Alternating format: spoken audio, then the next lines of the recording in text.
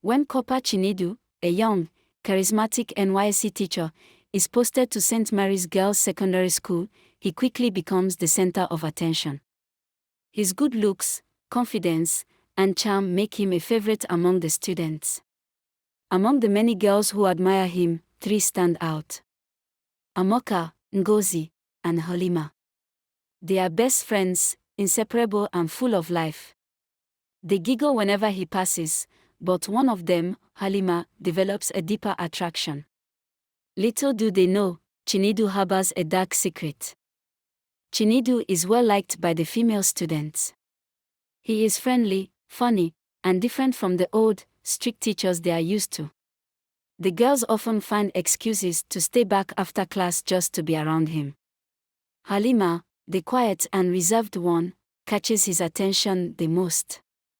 She's from a strict Muslim family and has never had a boyfriend.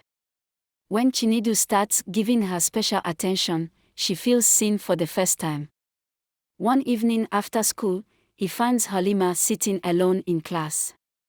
He compliments her, saying, "You're not like the other girls.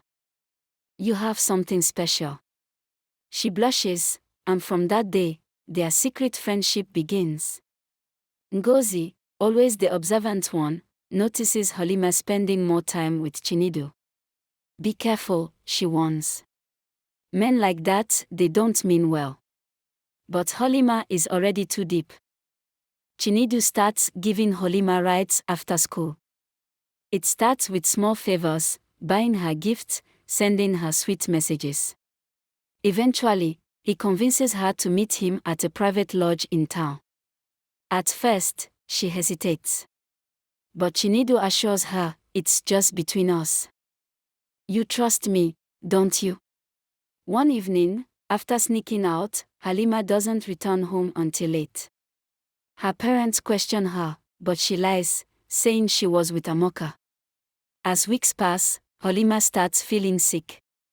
She wakes up vomiting, feeling dizzy in class. Amoka and Ngozi get worried. "Are you pregnant?" Ngozi asks, half joking. Halima laughs it off. "No way. It's probably malaria." But deep down, she knows something is wrong. One morning, Halima collapses in class. The school nurse runs tests and confirms the worst: she is pregnant.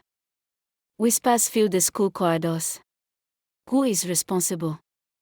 Halima refuses to speak, terrified of what will happen if she exposes Chinedu.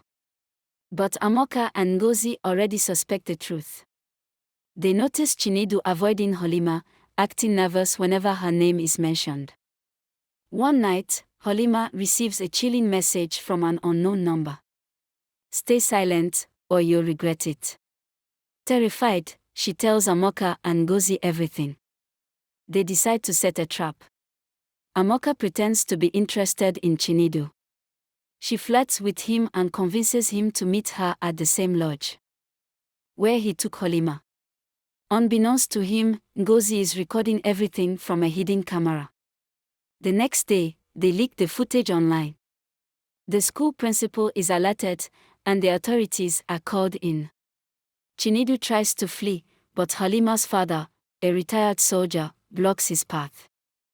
"You thought you could ruin my daughter's life and walk away," he says, grabbing him. Chinedu is arrested, and the truth is revealed. After Chinedu's arrest, Halima is left to deal with the shame and consequences. In her conservative community, an unmarried girl getting pregnant is seen as a disgrace. Her father, although furious at Chinedu, still struggles to accept the situation. "You have brought shame to this family," he yells. Her mother, softer in approach, pleads with him. "She is still our daughter. We cannot throw her away." Halima is locked in the house, forbidden from going to school.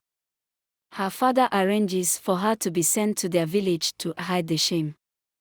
Meanwhile, in school, the students gossip non-stop.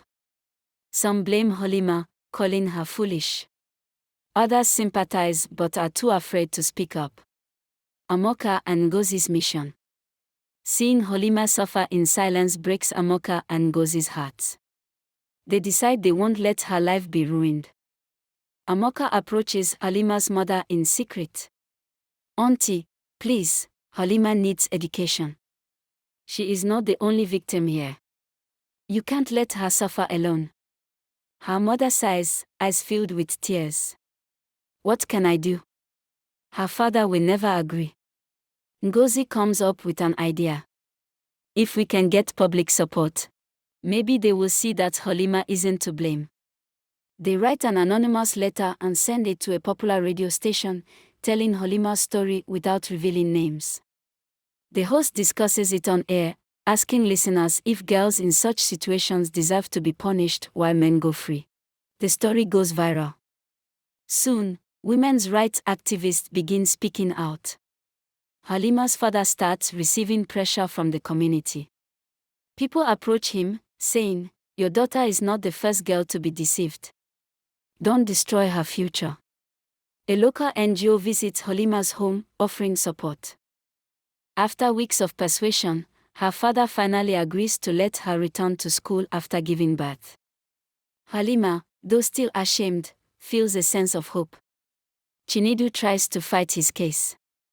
He claims Halima consented, blaming her for seducing him. His lawyer argues she was 18.